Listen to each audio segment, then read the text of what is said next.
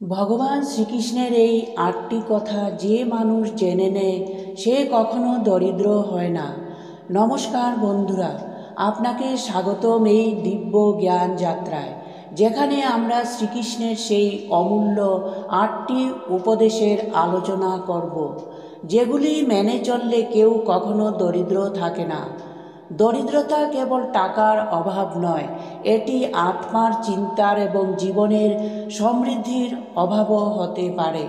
তো চলুন এই রহস্যময় এবং অনুপ্রেরণাদায়ক যাত্রা শুরু করি, যা আমরা এক সুন্দর গল্পের মাধ্যমে বুঝতে পারব।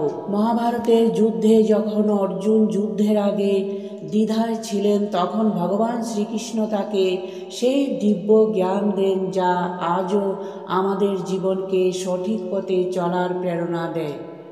গীতার এই উপদেশগুলির মধ্যে জীবনের গভীর সত্য লুকিয়ে আছে, আর এই সত্য আমাদের বলে যে দরিদ্রতা শুধুমাত্র বাহ্যিক নয়, এটি আমাদের অভ্যন্তরেও হতে পারে। রামু নামে একজন দরিদ্র কৃষক ছিল। তার জীবন নানা কষ্টে ভরা ছিল। দিন রাত কঠোর পরিশ্রম করার পরও তার কাছে পর্যাপ্ত টাকা ছিল না। একদিন রামু তার ক্ষেতের ধারে বসে ভাবছিল, আমি এত পরিশ্রম করি, তবুও কিছুই বদলায় না। আমি কি কখনো ধনী হতে পারবো? ঠিক তখন সেখানে একজন সন্ন্যাসী এলেন, যার মুখে অসাধারণ শান্তি এবং তেজ ছিল। তিনি রামুর চিন্তিত চোখগুলি দেখে জিজ্ঞাসা করলেন, কি ভাবছ ছেলে?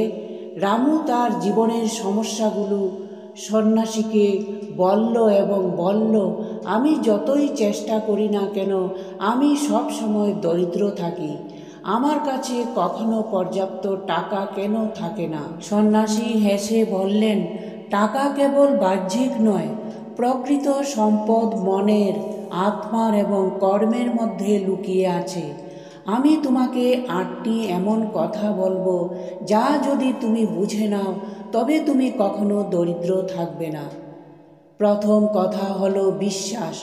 যদি তোমার কাজ, নিজের উপর এবং ঈশ্বরের উপর বিশ্বাস না থাকে, তবে তোমার কাছে যত টাকা থাকুক তা কখনো তোমাকে তৃপ্ত করতে পারবে না।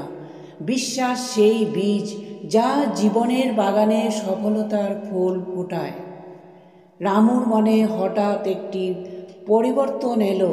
সে অনুভব করল যে তার বিশ্বাস দুর্বল হয়ে গেছে।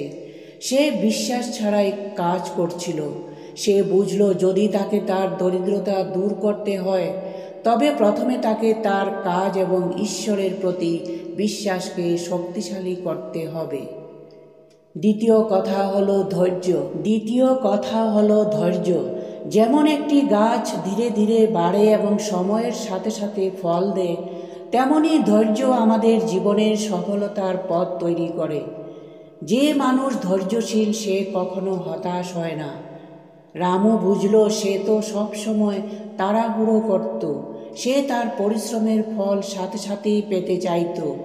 কিন্তু সন্ন্যাসীর এই কথা শুনে সে বুঝল যে ধৈর্য ছাড়া কোনো সফলতা সম্পূর্ণ নয়। তৃতীয় কথা হলো সন্তুষ্টি। তোমার কাছে পৃথিবীর সমস্ত ধন সম্পত্তি থাকলেও যদি মনে সন্তুষ্টি না থাকে, তবে সেই সম্পদ মূল্যহীন। যে মানুষ সন্তুষ্ট সে কখনো দরিদ্র হয় না। রামু ভাবল যে সে সবসময় আরও বেশি চেয়েছে এবং তার বর্তমানকে উপেক্ষা করেছে। এখন সে বুঝতে পারছে যে সত্যিকারের সুখ সেই যা সন্তুষ্টির সাথে আসে। চতুর্থ কথা হলো জ্ঞান। ধন এবং সম্পদের থেকে মূল্যবান হলো জ্ঞান। যদি তুমি তোমার কাজে দক্ষ হও এবং তা গভীরভাবে বোঝো, তবে কেউ তোমাকে দরিদ্র বলতে পারবে না। জ্ঞানই আসল শক্তি। রামু অনুভব করল যে সে তার কাজ সম্পর্কে আরও শিখতে পারে। সে কৃষির নতুন পদ্ধতি এবং জ্ঞান অর্জনের জন্য প্রস্তুত হল। পঞ্চম কথা হলো সৎ চরিত্র। নৈতিকতা এবং সৎ চরিত্র ছাড়া কোনো মানুষের জীবন সম্পূর্ণ নয়।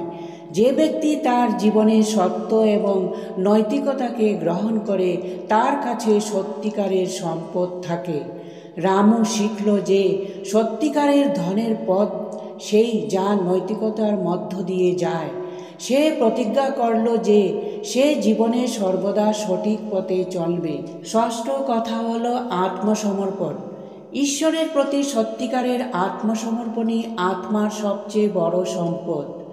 যে ব্যক্তি ঈশ্বরের উপর বিশ্বাস রাখে এবং তাকে সম্পূর্ণভাবে আত্মসমর্পণ করে সে কখনো দরিদ্র হয় না। সপ্তম কথা হলো সেবা। যে অন্যের সেবা করে তার ঝুলি কখনো খালি থাকে না। সেবা থেকে প্রাপ্ত সন্তুষ্টি এবং আশীর্বাদ অমূল্য।